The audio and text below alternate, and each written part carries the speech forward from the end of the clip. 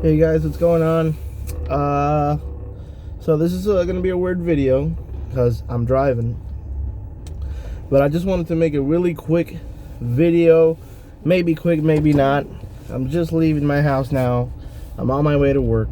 It's 8 in the morning right now, or 7:50 if you wanna be exact. And I just got done watching Zack Snyder's Justice League. My freaking God, I don't want to curse. I want to curse. Oh, Jesus, that dog is mad at me. I don't know why. But I just got done watching this movie 10 minutes ago. I am really late for work. I took the quickest shower in my life. I didn't even eat dinner. I just got one of these, like, quick nutrition breakfast shakes. So this is like a whole meal in here. This is my food for the morning, because I went to sleep yesterday at 8:30 at night, and I woke up at 3:45 in the morning because Zack Snyder's Justice League was releasing today. And I'm not gonna be late because everything's always spoiled for me on Twitter. I don't have Twitter, sorry, on Facebook. I do have Twitter, but I don't even remember my password, so I don't have Twitter, not really.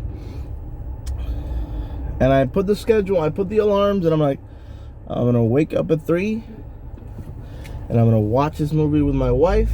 My wife and I both went to sleep early, and we woke up 3:45 in the morning, and we started watching Zack Snyder's Justice League at 3:45 in the morning. It came out at 3 a.m. I think Eastern, I don't know.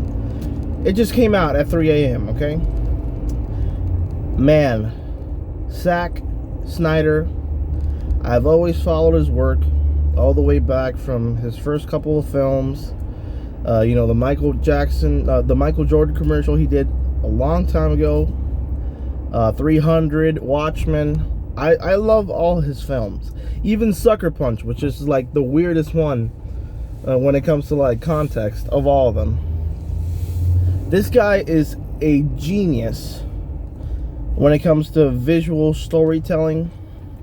The guy's a genius. And you can say whatever you want about his writing, but the guy's a genius. It doesn't matter. Like, he's a genius. He's a great writer. Obviously, there's always some things that you're going to be like, oh, I wish you would have done this. Fine, but talking about Justice League, I just finished it.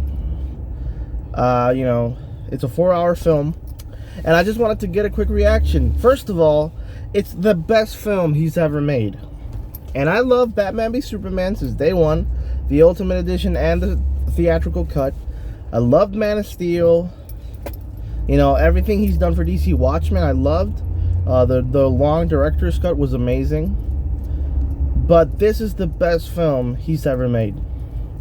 It's the best film he's ever made. I love Justice League. I can finally say I love Justice League, guys. I couldn't say that back in 2017 because I was so disappointed. And yesterday, when I got home from work, I saw the original Justice League that came out. Not the original one, the theatrical cut. The Joss Whedon cut. I saw it yesterday before seeing this one. When I tell you that Joss Whedon's cut of Justice League doesn't even reach Zack Snyder's freaking knees. It doesn't even get to the knees, alright? It just stops midway the god dang, you know, freaking lower leg. It just stops right there.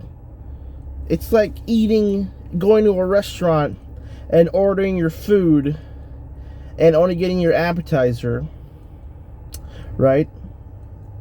And for some reason you had to wait 4 hours for your food to come out. So that's the last 4 years of this movie. Holy freaking crap. He knocked it out of the park, guys. There's nothing else that I can say.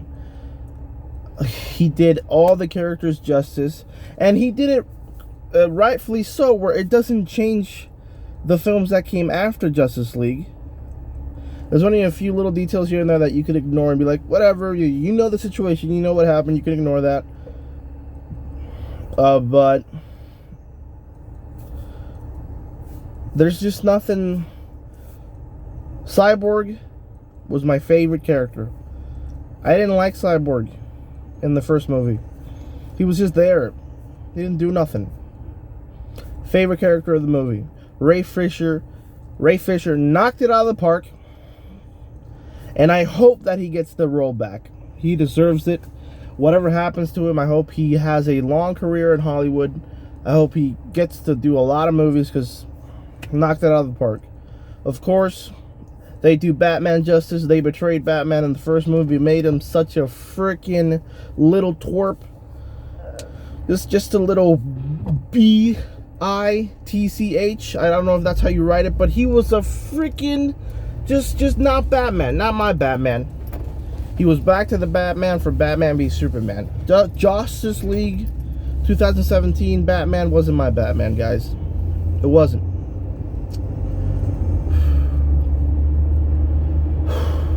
Wonder Woman is the Wonder Woman from the comics that I love. She is brutal, she is lethal, she is wise, but also caring for her people, for her team, you know what I mean? And she's also just a really kind person. When that little girl's like, I want to be like you someday. Of course you can't be like Wonder Woman. She's like, you're strong. You can be whatever you want to be, kid. Like, that's Wonder Woman, Patty Jenkins. Whatever you did with Wonder Woman 84, it didn't work. All right? You battered up at the second strike, and that third strike came and it was over. Wonder Woman 1 was good, but we know what happened. Patty Jenkins took complete control of the project, and she fumbled that football. But anyway, Cyborg, amazing. Aquaman, he's more badass in this movie. They didn't change him a lot. He does crack more jokes on the Justice League from the 2017. He's a lot more serious here, but it's not a bad thing. They were trying to set up Aquaman the movie, and they did. It was necessary because he already has a movie. And he's funny at times, but he's serious. He's like a really caring person. He says that at some point he's worrying about Cyborg, and then Flash is like, I thought you didn't care. And he was like, no, I never said that. My attitude is one thing, but you don't know me. That's what he meant. Superman, holy freaking damn. Superman is such a freaking awesome character. I hated Superman all my life. I never liked him at all. Man of Steel was the reason that I started to appreciate Superman as a character. Batman v Superman, he was a realistic take on Superman. He was sad, he was depressed, but he still went out of his way to save the world no matter what they thought of him. And now this Superman is just badass. He's just badass all the way. I'm sorry I'm not looking at the camera, but I have to be more centered on the road. Man, when he comes in on that last fight, it's all of a sudden, you don't expect it. It's not set up.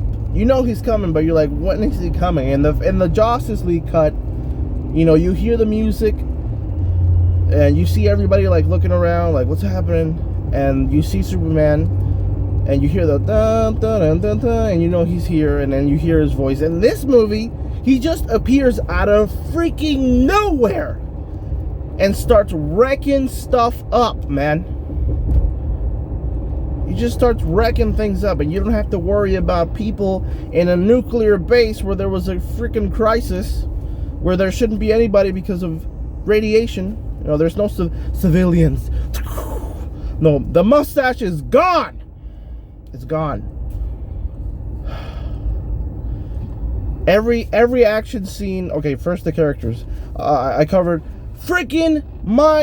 I hated Ezra Miller's Flash. I didn't speak about him. I'm sorry. They gave him so much to do in this movie. I'm in a red light. I'm not driving. They gave him so much to do in this movie, man. He's literally the reason that they win. It's that much to do that. They really gave him, he didn't have a purpose on the 2017 movie.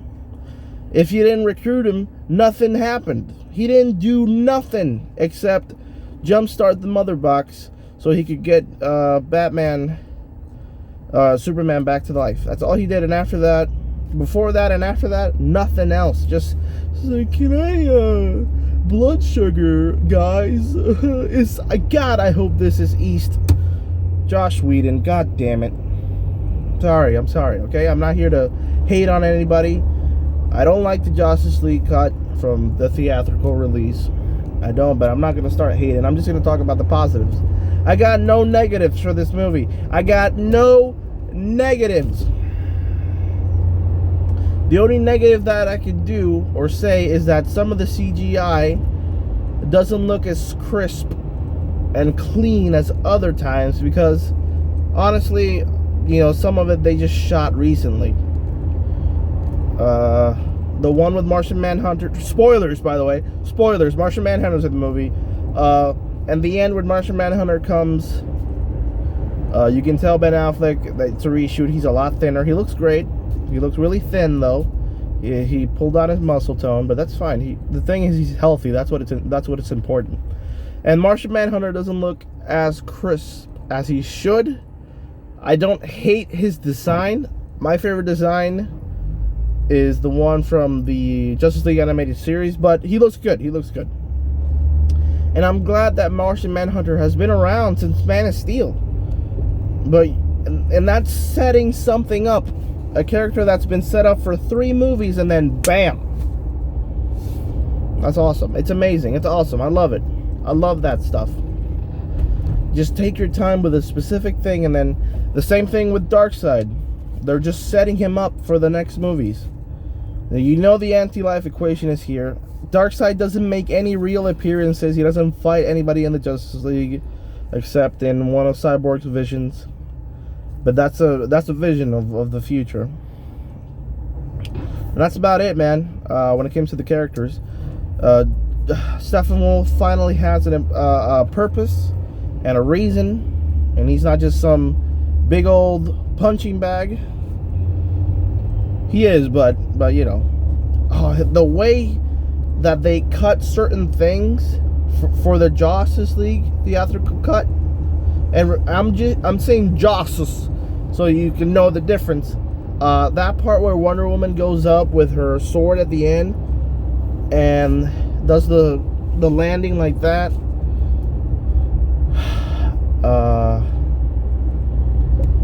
Yeah, that was cut. In the theatrical release, it was her like destroying Steppenwolf's sword. No, here she freaking wrecks him. She beheads him. And freaking Superman beats him to a pulp, breaks his armor, burns him alive almost, and freaking cuts off one of his horns with his heat vision. And when he comes in, he's like, oh, I'm not impressed. Just does this, freezes it like it's nothing, and just boom, and then proceeds to wreck his life apart. There's so many things I want to touch on. It's a 4-hour film. You know, the Atom, the new character, Star Labs, everything that happens there. The movie makes sense, all right? Every single decision in the film makes sense. I like the fact that Batman had a secret weapon in the theatrical cut in Lois Lane. He was like, you know, Lois Lane is the key. She's the key. She's the key. So I'm going to take her, and when I bring Superman back, then if he's in a kill rage or something happens, then as long as Lois is there, then everything's going to be fine. But at the same time, Lois is still grieving. So every morning she goes to Superman's statue just to mourn him by herself.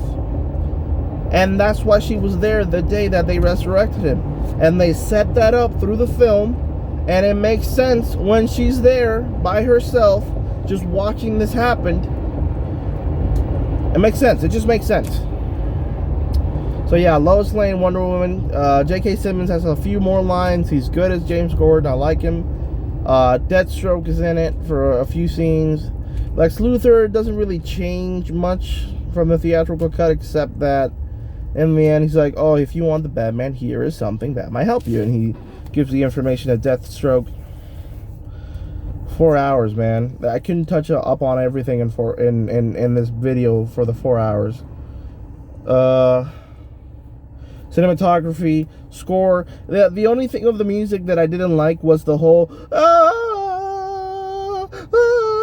every time they were gonna fight. I was like, okay, I get it. It's an intense moment, but just that music or that theme of the chorus, it was good for the first maybe 2 times, but then they just kept using it. I was like, can you put another song? The music is good for the Flash, for the Cyborg, for all these characters. I really dug the music. What else? What hour is it? Am I late? Yeah, I'm late. Yeah, man. End credit scenes were great. The nightmare scene, guys. Holy crap. I still don't know what's happening there. I don't know if that's canon. I still don't know if that's just Batman's nightmares. That's another thing. Cyborg actually saw a vision of that premonition, and he didn't really touch on that at all. When he saw Superman, he was like, "Oh, my defenses," but after that, he didn't really touch on it at all.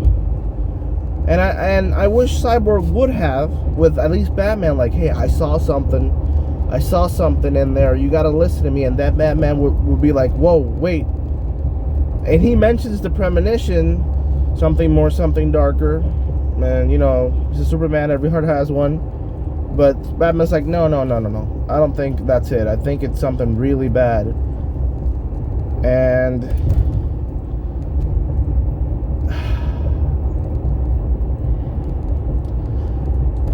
all the action is better, longer. 2 hours and a half of film that we never saw in theaters. God, man. It's honestly just the best film in the DCEU so far. Zack Snyder just blew it out of the park completely. You are a genius, Zack. I don't know if you watch this. I don't care, but you're a genius. I want to put that on freaking record.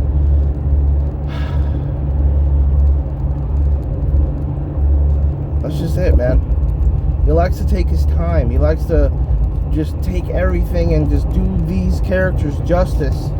And the slow-mo, you know, the little scenes. Not every scene needed slow-mo, like when in Themyscira, when the Queen was running, she was running in slow-mo, and I was like, that's not really necessary, but he uses slow-mo really good. I don't know what else I could say, honestly. Just 10 out of 10. Obviously, it's not a perfect film. There's no such thing. Like I said, there's a few gripes with the music. Like I said, that part with the slow-mo, but that's just pure nitpicking. It's nitpicking when it comes to the whole film. People are like, oh, it's too long, 4 hours. There have been longer films, okay? Everybody's worried now. You know, studios are like, look, if you're gonna do a long film like that, then we can't sell as many tickets daily because we can't show as many showings. So do your little 2-hour film, please. No. You allow the directors to do their vision, and this is what happens. When you do things like what you did in 2017, when it was like, cut it down to 2 hours, we don't want that. We want it to be lighthearted. We want it to be as Marvel as possible. Please, Josh Whedon, come over and fix our frickin' universe. And he wrecks it. Sorry, I said I was gonna hate on it.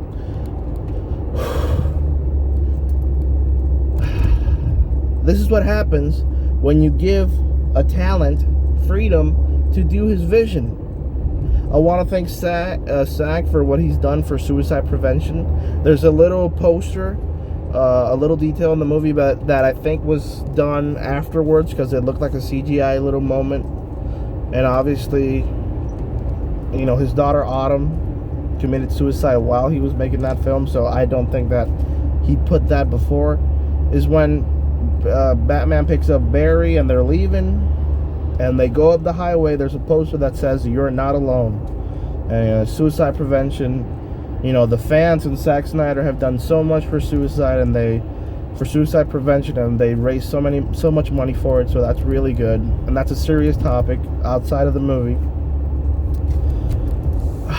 And yeah, man. Last thing I want to touch upon is that nightmare scene with Batman. They cursed like twice or 3 times. One of them was like a thug in the bank. Then Cyborg says F the world. And then Batman says a really good line in the end to the Joker. Speaking of which, Jared Leto, the curse of Jared Leto, first Suicide Squad, he's only in there for like 8 minutes, even with the extended edition. And then here, he's only in there for like 2 minutes. He has like 10, maybe 15 lines, and then he's gone. And what he did here was the lines that he had. I heard Zack Snyder wrote these lines himself. The lines that scene was so intense between Batman and the Joker. It was such a good little scene. And when he says, "I'm gonna frickin' kill you, and it's gonna be slow because I made a promise to Harley Quinn. I'm gonna kill you, man. It's only gonna be me." Oh, bro. And that Batman's already killed people, so he's already come to terms with something like that. So for some reason, Batman needs Joker. Who knows? And man, Jared Leto, man, I knew he had it in him. I had hope. I was like, when Suicide came out, it's not him, it's the writing. David Ayer does not understand this character. If you write good, then Zack did a good little writing, paragraph, and Jared Leto delivered. I liked his look. I liked his lines. Him and Ben Affleck, they mesh up together. They have good chemistry. It works. I hope that Zack Snyder takes the reins and finishes his vision of the Justice League. I hope he wants to do a Batman film focused on Deathstroke, Batman, and the Joker. Or just Deathstroke. And explain the whole, it's personal line that he says to Lex Luthor. There's history there. There's always been history between Batman and Deathstroke. But, that's all I gotta say about this. There's nothing else I could say about it. Zack Snyder's a freaking genius. WB, you were wrong to do what you did. I don't care if he left. You forced him to leave. I know he lost his daughter, but I'm gonna think that he loved this project so much that he would have finished it if you guys were leaning on him so hard to change his vision. And Joss Whedon, I heard some news. Joss Whedon was already there before he left. He was already there. He was already there trying to change things up. And of course, I don't blame Joss Whedon completely. I don't. Even though that the editing he did, the lines that he put in, how he butchered the film and the fight scenes, even something as small, I'm here at work, so I gotta end this video. Even something as small as when Diana goes to meet Cyborg, in the original, he just steps out of like a corner with a hoodie on. No, this movie he's like flying through the air. Just that little detail when he just lands, pop, that's freaking cool. But Joss Whedon was so, he was so lazy. That's the best word that I could use. He's freaking lazy. And the editing was so bad, and he just butchered the fights. And you could tell Joss Whedon didn't do anything original when it comes to the fights. He took all the fights from what Zack had originated and shot, and he just edited to infinity for some reason, and he butchered that. He butchered amazing fight scenes. That's what he did. I keep saying that I'm not going to hate on this man, and I just keep going back to it. I wasn't bored, and I never wanted it to end, but it did.